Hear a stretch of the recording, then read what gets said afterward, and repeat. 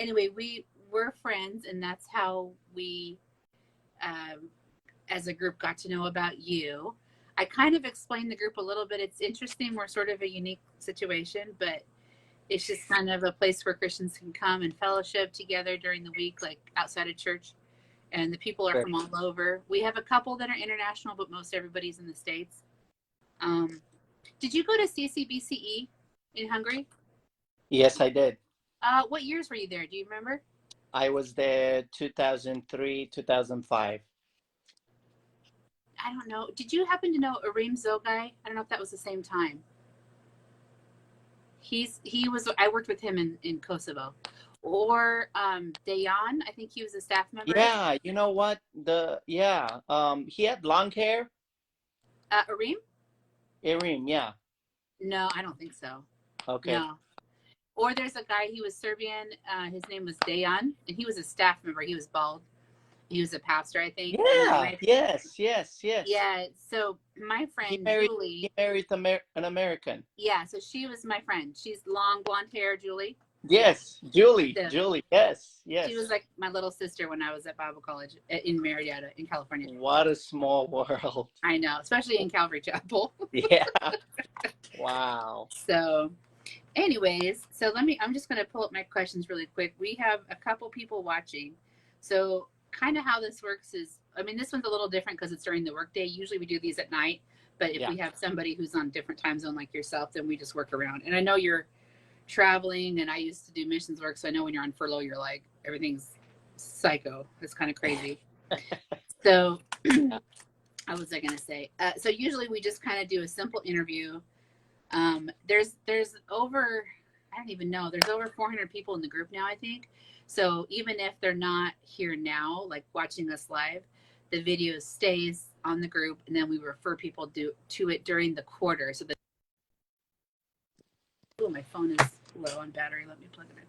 So that way, when we're saying, hey, we're, raising funds for Pastor Costi and his work, people kind of know, we can say, hey, go watch the video. That's who we're talking about. Yeah. So we just started this ministry. Danny, who's, I think he's in school right now, so I don't know that he can get on. He had like a TikTok and some Bible studies, and then it was from him basically, moved it over to Facebook, and it's just kind of gone crazy since September. So now we have something going every day. We have like a leadership of 10 people, and we're kind of all over. We're not in the same, a couple of us are in Texas, but the rest of us are all over. And I'm in South Carolina, and you were just here, and I just missed you. Yeah, I was there. Because I could have seen you in person. But anyway, So I can't recall the name of, you have an actual ministry, right? Like a name. Yeah. What is the name of that? Yeah. So it's called Refuge Center Romania. Okay. So are you located in Romania? Yes. Okay. For some reason, you were in Poland. Yeah, we also have a 501c3 that's out of California, which is Keenan Refuge Ministries, which is the same thing. Okay. So you might have seen that name around as well. Right. And Ashley just refers to you as Pastor Costi, so I'm like, couldn't remember your ministry name. Yeah. So, okay. And then what brought you to, is it your thing that you started, or are you working with other people? So this ministry is mine. This ministry is mine. I established it back in 2016. Okay. But even before that, my wife and I were living in California. And then we've moved on a full time back to Romania. It's sometimes in 2013. So we've been there full time since then. Oh, okay. And then 3 years later, we've established this ministry, Refuge Center, and we directly work with the orphans in Bucharest, Romania. Okay. I know the name kind of throws you out, refugees, refuge. Right. But I've always had this name on my heart for the longest time, and so I was actually able to use it. So yeah. So your main thing is working with orphans, and then there's someone with a weed eater. I hope you can't hear that, it's outside. I don't know if it's loud. Um, is it too loud? Can you hear it on your side, or is it just I me? could hear a little bit. It's Okay, if not it a doesn't, if it's not a problem, we'll just keep going. yeah, not a, So your ministry started working mostly with orphans, but now how did it come about that you were working with Ukrainians? yeah. So doing our work, Ashley went to school with my wife as well. Oh, Uh, okay. back in Bible College in Marietta. Oh, Um, so and she was there when I so was this, there. yeah, Lizzie was there in 2003 as well. Yeah. Uh-huh. She did a year there, and then she Okay. transferred a few of them, including her, transfer over in Hungary. And so, but I've met Elizabeth even before that. I've met her on her first mission trip when she was 15. Oh, okay. Um, and so then later she went to Bible college, and then things went on from there. But yeah, so Ashley talked to Lizzie about, just a little bit of what's going on in Ukraine. And we found out that Ashley had adopted kids from there, and she made friends with even more kids and just kind of kept in touch throughout the years Yeah.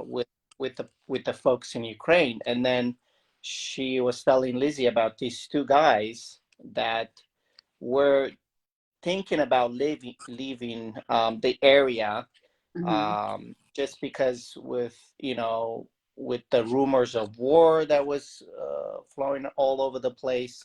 Yeah. And so yeah, I don't know, around that time they kind of started traveling, and Ashley was telling us, and then Lizzie kind of brought me into the conversation with the idea of maybe we can help somehow and Yeah. bring these two guys, orphans, lived in the Yeah. orphanage all their lives, and now they're living on their own, 19 years old. Mm-hmm. And it wasn't soon after that. It was soon after that I traveled over to Moldova and picked these two guys up, as they travel from Ukraine. And then from there on, I think Ashley kind of sent a message out to some people. She So gets it's very Ashley's excited. fault. It's Yeah, Ashley's fault, is what you're saying. she's very excited, very passionate, and Yeah. has a huge heart for the Ukrainian people. Yeah. And I think I think is because of her. I'm gonna blame her um, for getting me or us into it, but I love it. Yeah. We brought the guys in. We have a transition house, and we brought them with other guys from the orphanage. The Lord Oh, just okay. the Lord just worked it out. The boys Wow. are having such a good time, and we've been able to just kind of comfort them in many different ways. And then Oh, I brought them in, and then we then I thought that I've done my part, but it wasn't all that God had in mind. So I yeah. started to the borders, and yeah. So So how far, um, like, I'm trying to picture the map. Are you going through other countries to get to the border, or does it Ukraine border Romania? yeah, so we have openings at the southern part of Romania, and Uh-huh. then we have openings at the northern part of Romania. So we have two different Ukraine borders, like directly Okay. into Ukraine. There's no Oh, other okay. country that you go through. Okay. Uh, except if you were to go to the Moldova side, you have to go through Moldova to get to Palanga, which is the border exit with Ukraine Okay. from Moldova. But I've never made it to the Palanga one, which is through Uh-huh. Moldova. I've made it to the seaside, the Isacha, I'm not sure, the southern part, I think. Uh-huh. Um, I made it to that border by the seaside, and then I've made it to Mhm. the northern part, which is the farthest that I've gone. So Yeah. from Bucharest to the border, to the one border, it took me about 6-7 hours. Um, That's a drive. and then yeah, that's a long drive, and then Yeah. I could just go into Ukraine from there. Okay. So after you ended up starting this with getting the boys out and putting them into your, so you guys already had a transition home, I think you said, right, for the orphans that you deal with. So Yeah, that worked out I brought out about 6 boys. so Um, far. no, from the orphanage in Bucharest, Oh, okay. and then we have about 7 with the boys from Ukraine. So we've had a place in, we've had it for about a year, Okay. and it works out for the best because the boys had a place to go. And it's Just with other boys, their age yeah, kind of. yeah. Is there like a language barrier, or how does You that know, work? Ruslan spoke English, one of the boys from Ukraine. Uh-huh. And so and then a lot of the boys that live in the house speak English as well. So they did Um, use that mostly. yeah, they're like best friends. Oh. It just, you think they've known each other for years, the way they Oh. interact with each other, Yeah. and and then a couple of the boys that I have there are believers, which is great. And one of them actually Great. works with our ministry on a full time. Oh, And good. so it just, God orchestrated this time that these boys need to have Yeah. for what's happening in Ukraine in their home. Yeah. So, So the two boys that came from Ukraine are, we should be praying for their salvation. They're not believers. I wasn't sure about that. um, they've known about the Lord. I think Right. as they've grown up in the orphanage, Yeah. they've had people come and share about God, and Yeah. but only God knows what's really going on in their hearts. Right. So yeah, we should be praying for them, and that God will even draw them even closer to himself. And they've been coming to church regularly, so Yeah. they've Exposed. become part of who we are as a ministry Yeah. there, and part of the church that we have. And so yeah. Uh-huh. That's wonderful. And then, so then after you took those boys in, like how did it seemed like it kind of snowballed from there, like you started doing other things. So what are the other things that kind of came of that you're doing? Yeah, I mean there has been needs of a lot of supplies, so I've taken lots of supplies in. I've lost track of how many trips I've made. Yeah. I've gone to the both sides for a while, and then Mm-hmm. as I've been taking supplies in, I've been put into different groups of people Like reaching out to people trying to like get. partnering with different Yeah. yeah. Uh-huh. And then even individual people, mostly from which I've come to learn some of the things or some of the organizations that I've been doing work in Ukraine when it comes to orphans, when it comes to just different various of ministries.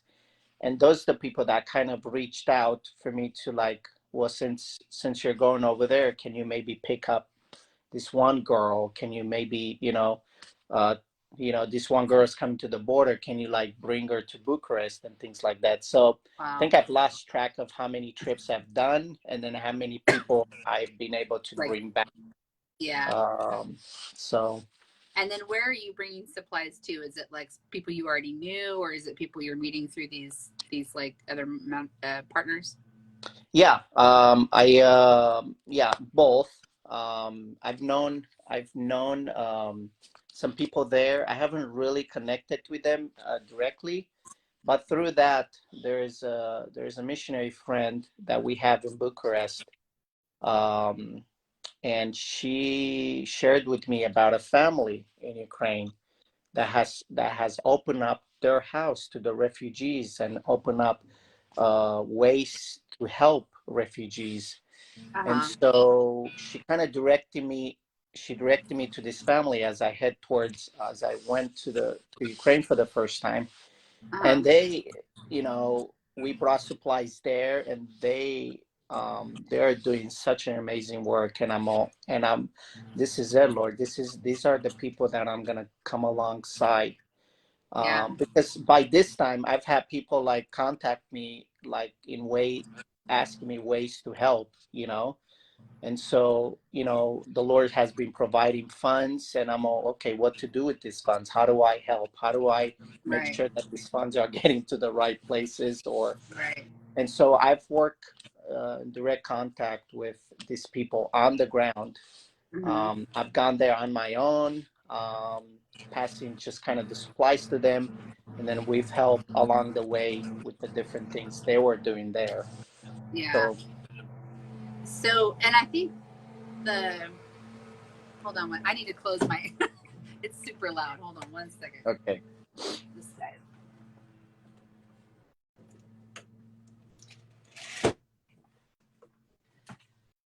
We're in these like condos, and I forgot today's landscaping lawnmower day. So, what was I gonna say? Oh, so you guys, you're kind of partnering with people. So yeah, if you're bringing people in over the border, like I know you brought the boys into your transition home, but where are the other ones going? Are people opening up their homes, or like yeah. So refugees? some have gone to our house. We actually have a ministry house where we have our ministry offices there. Then we have our church there, and then the we have 2 floors where my family Uh-huh. lives in, and our my wife and our 4 kids there. And so we've opened up some places for a few of the girls in our house, and then yes, people have been open up their houses in Bucharest. I'm working with a church, with a local church that I used to be a part of, and Uh-huh. they've mobilized different like WhatsApp group for different things like Right. accommodation, translating or transportation. And Uh-huh. so I've reached out to them about, when there's a mom and child traveling, even while I'm in the States. Uh-huh. I've reached out to them. We have a mom and a daughter, or a couple kids that are coming in. Can we find a place for them? So a lot of times people are opening up their houses for like 2 or 3 days, or maybe even up to a week, or maybe even up to like 2 weeks until we figure something long term for them. Right. And most people are like transition out to the different Like countries in moving. the area. Yeah. Yeah, I think I'm in another group on Facebook. I think I accidentally stumbled into it, and it's just different people going, I'm trying to come from here and I'm trying to go there. Does anybody have a room like in between? Yeah. Um, Yeah. it's one of those. Um, and then what would you say right now would be, because obviously this is sort of like come out of nowhere and in the middle, and it's a response and you're right there and all this is happening, and we don't really know how long this situation. So like when I was, the reason I'd asked if you knew Arim Zogai, which he might have been there at the same time as you, because he's in Kosovo. When I lived in Kosovo, I was there for a couple different times, but it was post-war. And it just, what I'm seeing on TV is what I'm remembering them telling me stories of Hmm. just, being, basically systematically, killed and different things. And I asked Pastor Arim, I said, what, like from your perspective, how is this seeing this on TV? And he said, it's like we're watching our lives again. Like we're watching the worst part of our lives. And so it's like I know people who are refugees, and I remember hearing the stories and the heartbreak, and it's so hard to watch. But I was encouraging our group here, like one of the reasons we wanted to reach out to you is because we sit here and we watch everything on the news, but we're not over there. And you're like, these are atrocities, but we're way over here. Like, what do we even do? Like, obviously we'll pray, but like, how do we get involved? And so that's kind of what led us to, and just Ashley, the connection, how God does. Yeah. And of course, she's so passionate about Ukraine. You can't, if you're on her Facebook, you can't not hear about you and different things. So, and she's actually temporarily, we brought Ashley onto our leadership team to help us like keep Ukraine in mind this whole quarter, because she's going to do that. So she's helping us with that this quarter. But so that's kind of where we were at. Like, we want to, our thing in this group was we really want to serve other people. We want to stay within like Christ's heart. And I don't remember, we just started a merchandise store with like t-shirts for kind of for fun. And then we realized, oh, we can use the money and give it towards a ministry every quarter. So that's what we're doing. So like for sure, what I was going to say is, since this is an ongoing situation, usually we would fundraise for 3 months and hand it to you at the end, or get it to you, however. But I think because this is ongoing, we'll probably do like a monthly deposit. It might not be a lot. We haven't raised a ton, but we're also brainstorming other ideas, like the auction thing that just happened for you. Yeah. I Yeah. think my mom and I donated some stuff and we bought some stuff from that auction. So we might do one of those or something. So that's kind of what we're going to be doing. But it would help. I think it would help the group to know, like, kind of practically what are you guys trying to raise funds for? You know, like what's your greatest need right now? Needs. Yeah, so right now, the supplies chain, it's going to be an ongoing. So just kind of give you an idea Uh-huh. what it would take to, like, it takes about $2,500 to fill up a van full Mm, of stuff to yeah. take over to Ukraine. Right. And what we're getting is mostly food, lots of Mm-hmm. canned food that would Mm-hmm. last, that could actually travel more than 1 day to get to a certain place, and Right. it doesn't go bad. Right. Lots of medicine. There's Mm-hmm. needs a lot of medicines, vitamins, and anything Mm-hmm. um, that people would need. Bandage it, first aid, really, Mm-hmm. and um, yeah, just anything that we could purchase in country in Romania, and then Mm-hmm. being able to take it over the border. Mm-hmm. We continue to need like blankets, and because people end up on the streets as they're traveling, and they have no way to continue. So they, if we could provide some of these stuff where they Yeah. could take along the way as they're traveling, because some people walk, to Yeah. get to certain places. And so what's happening, we buy all this stuff, we take to the different hubs that we have there, and Mm-hmm. they put into individual bags, uh, Okay. and they pass it to the people, and people come to these places once a day or twice a day to get their food for the day, Wow. uh, because when you think of it, there's no way of life for them. No more stores, especially in the places that got bombed. Yeah. And there's been a lot of places that kept getting hit, and so no, Yeah. the supplies Yeah. delivery, it's gone, and Yeah. so they truly rely on people that are mobilizing to help out. So Yeah. and then we would need funds for like fuel. There's like convoys that are going every other day to Mm-hmm. travel to these places. And then a lot of the vans that are being used, they're older, and so Yeah.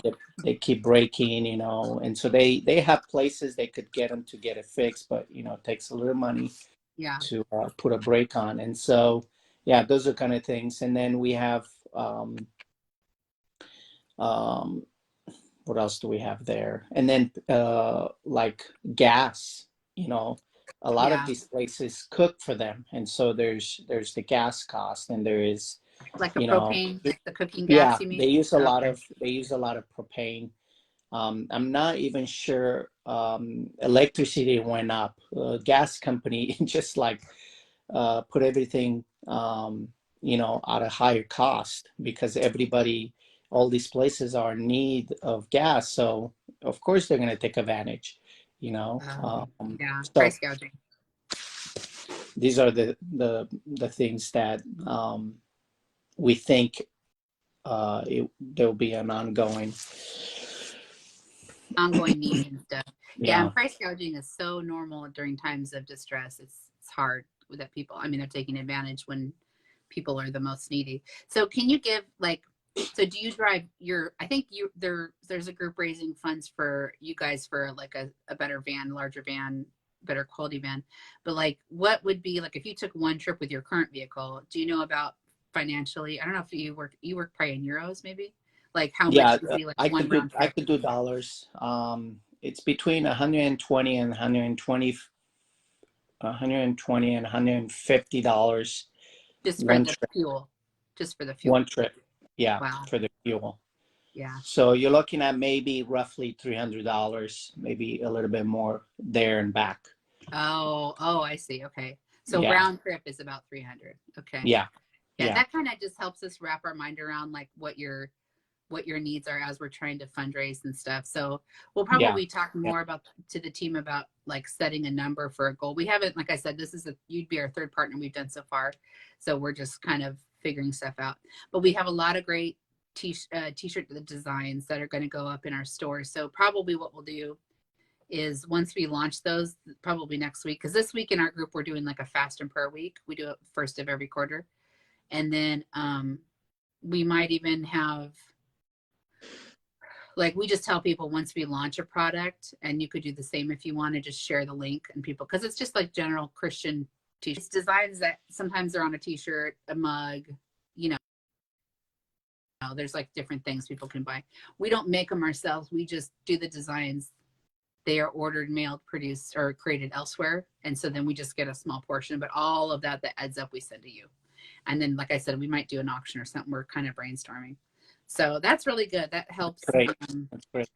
Yeah, that helps us. And like I said, we're new. We're still figuring all this out. But we're really excited to be partnering with you. And it's good. So like that helps with the practical. So like as we're praying as a group, and I think Danny is watching. Danny, I don't know if you're in class right now or not. If when we wrap up here in a couple minutes, if you can pray us out, you can. Otherwise, I'll do it. But if you can leave me a comment if you're able to, and I'll bring you on camera. But what would be like things we could be praying for you guys as a group? I mean, Ashley will be updating us. She'll forward stuff here, but what are prayer requests? Yeah. As myself and everybody else in Ukraine working day and night Yeah, to make to bring comfort and to bring all they can to provide and to care for these people. I right. have been really tired because the time difference is we're like 10 hours Yeah, behind. yeah, And so I'm like in the middle of the night trying to like mobilize and trying to like coordinate some things. And I've done right, that the last couple of nights. And I think I'm just having a hard time sleeping, but I can't imagine what the people on the ground going through at right, this right. time. So yeah, just pray for rest and for Yeah, strength for wisdom. I think, when you think about serving, you always yeah, want to do you always want to do what God wants you to do, right. and I tend to always jump ahead and trying to like help whoever I can, Yeah, but like I get it's not necessarily what, God might have other people to cover that need, and so it. Yep. for myself and for these people on the ground, for wisdom in how to best help and how to best be efficient in the work they're doing, because there's so many and so many needs, and you want to cover it all. You want to Yeah, be able to cover a mom and a child that have been eating for days. You want to cover, an elder person that has dementia, and how do you help that person, yeah, and so for all of that, all of the above, and just for protection, there's a lot of people in the front lines that are doing all this work to hmm get people to safety. Lots of drivers that we working with, and they're not necessarily believers, hmm and just through that, I know Ashley put me in contact with a couple of the drivers, and one of them um, a couple of them not being believers, and through this, that God will just reach down their hearts and yeah, turn them to himself, so yeah, there's a lot. So wisdom, rest, strength, and yeah, maybe even patience uh, on people that are getting help, because some of right. them are getting frustrated because of the fear they're going through, and and the trust, because there's mixed feelings, there's like Russians infiltrate among them, Yeah, and right, you're not sure who to trust anymore, and right. so yeah, Yeah, so those that's kind of really things. good. That'll help. Yeah, and like for me, I've worked in disaster response, not, war response, but I definitely know the stress of trying to help people who themselves are so traumatized and stressed, and and like you said, there's so much need. Like, how do you pick when you want to help? Like our leadership group, specifically in this group, we're all the helpers. We're helper people, and we have a tendency to burn out because we're helping and doing everything, so we definitely get that thing. And but like you said, you want to be efficient working within what God is directing you, because you can kind of be spinning your wheels and wasting time and, energy and stuff. So Yeah, that'll be yeah, really good. to do that. We'll be praying for that. And then what was the last? Oh, the last question was like, and you've sort of shared it, but like, what do you think is like one takeaway that God's teaching you through all this? Because obviously it came up, you know, not planned. Yeah, I'm still trying to figure that out. Well, I'm sure it's something different every day. Yeah, but I totally see his faithfulness through it all. Yeah. You know, because I went on with, you know, how am I supposed to help? You know, a lot of the times when you help someone, it's, you know, you think, okay, I don't have the money to do, you know. And so I've seen his faithfulness. He's been providing for all of that. But as for me, um, you know, I don't know, maybe another confirmation that I'm where I'm supposed to be, Mm-hmm. um, and that he is stretching me in the work. Yeah. And but the other side of it is seeing the people that I picked up Mm-hmm. were all orphans, you know, and I was an orphan. Mm. We work with orphans, Yeah. you know, and he's bringing them to us, you Yeah. know. He knows what uh he's doing, huh?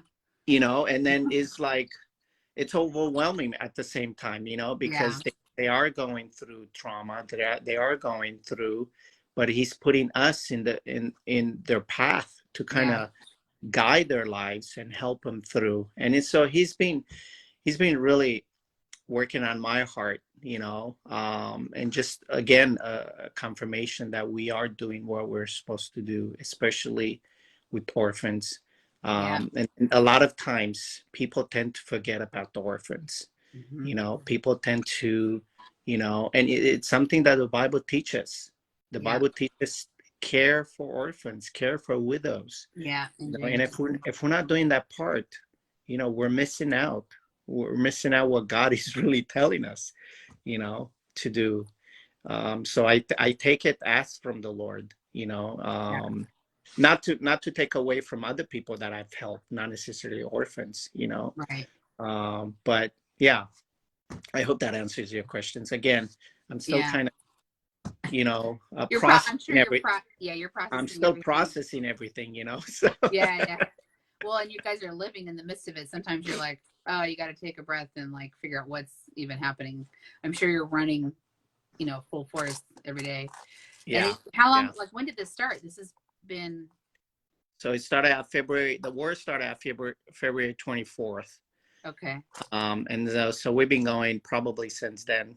Yeah, just yeah, I could see. So, are you going to be in California for a while? Are you heading back over to Romania, or what's Yeah. the? So we leave here April 24th, Uh huh. and then we'll get there the next day. So I'm probably gonna take 2 or 3 days off, spend some time with my family, and then I'll probably head over to Ukraine after that, Okay. to kind of check things out, see how things are going. Yeah. Um, Kind of reprocess everything, and maybe even plan on something, you know, maybe twice a week I would head over to Ukraine, because Right. we do have an immediate ministry, I guess, Mm-hmm. uh, if you could say, yeah, like a direct ministry. So I really don't want to like jeopardize what we have going on, Right. especially with our team here, and they're like, well, you left us, you know. Yeah. So Yeah. um, but like I mentioned yesterday, earlier, about Uh-huh. how people are, you know, these orphans are coming and keep coming, and they just Yeah. become part of what we do, you know.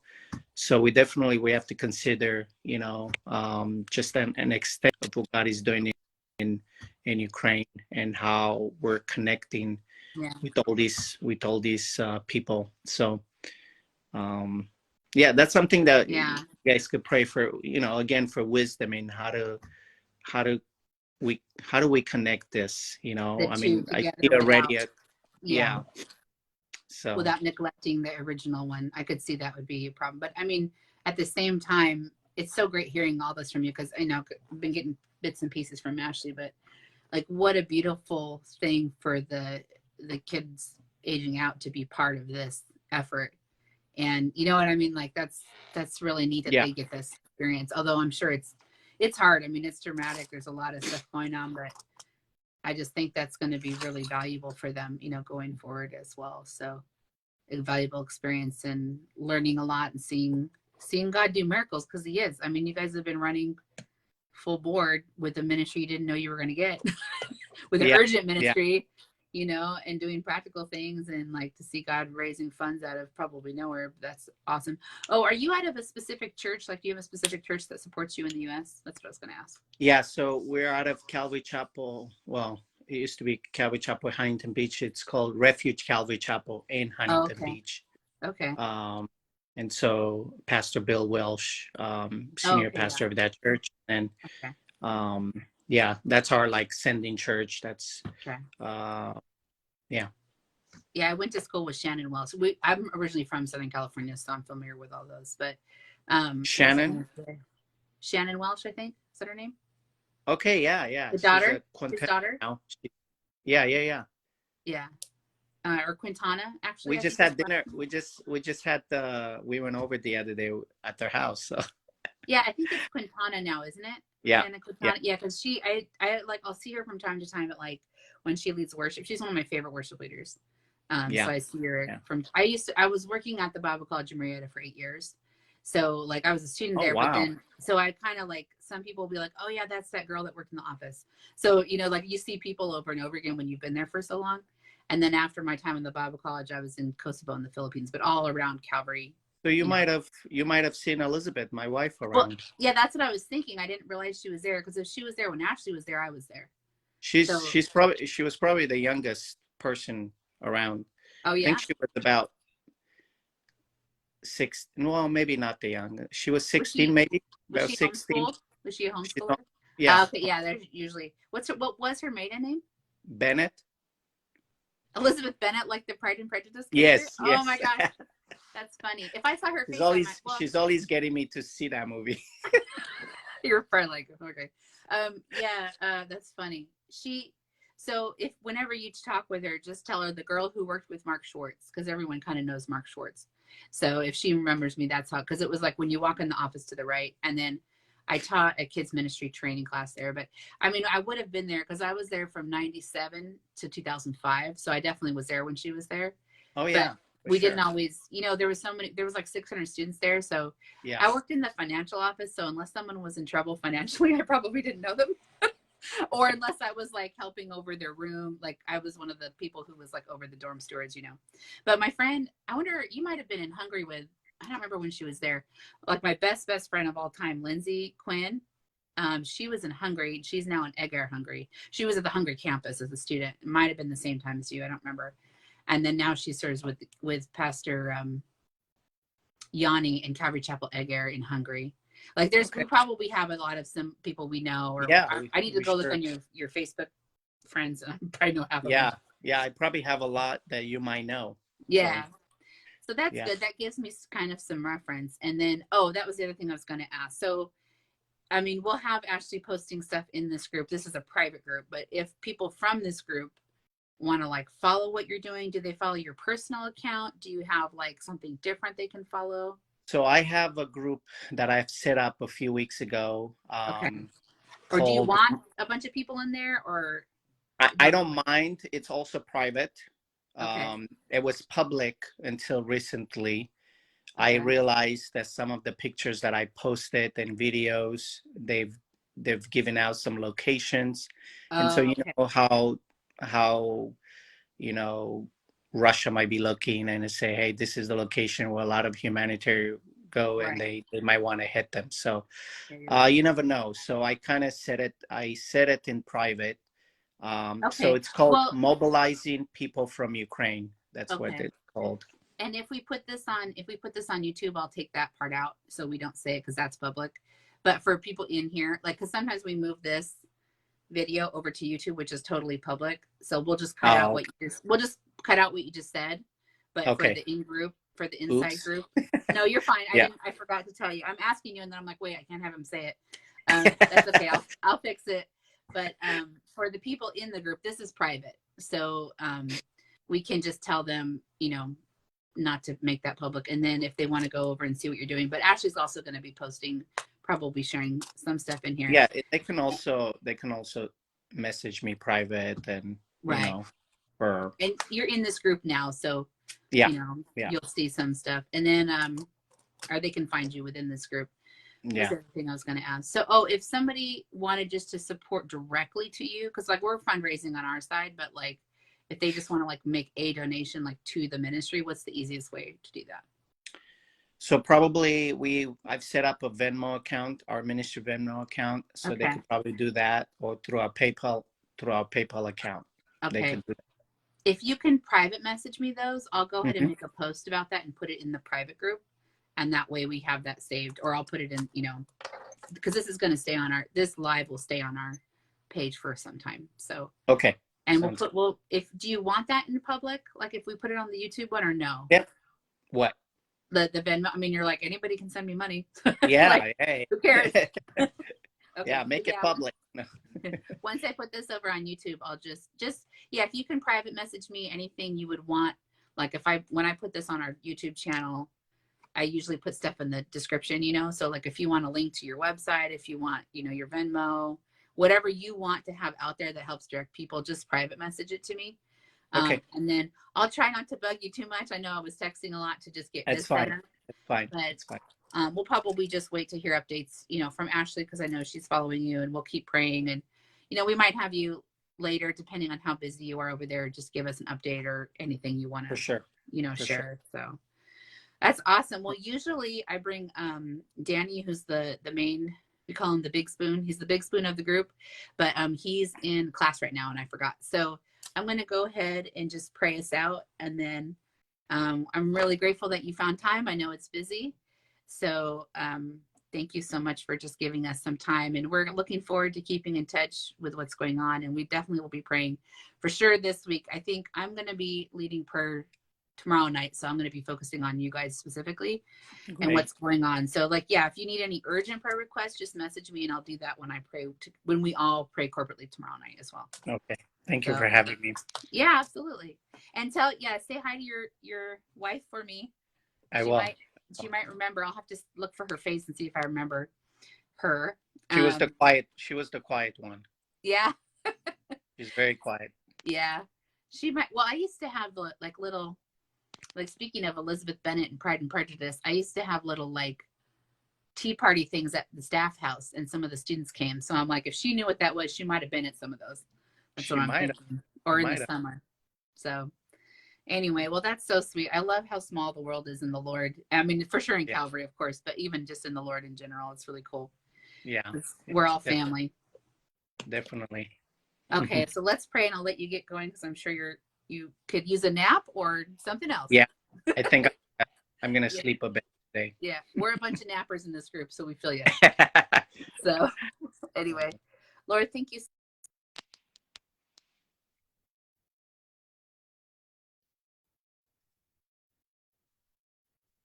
For folks who watch later or whatever, that we would just keep him and his wife and the young people that are helping them just in our prayers and in our hearts. And every time we're looking at the news and we're hearing about the stuff from Ukraine, that we would just remember to say a prayer for this ministry.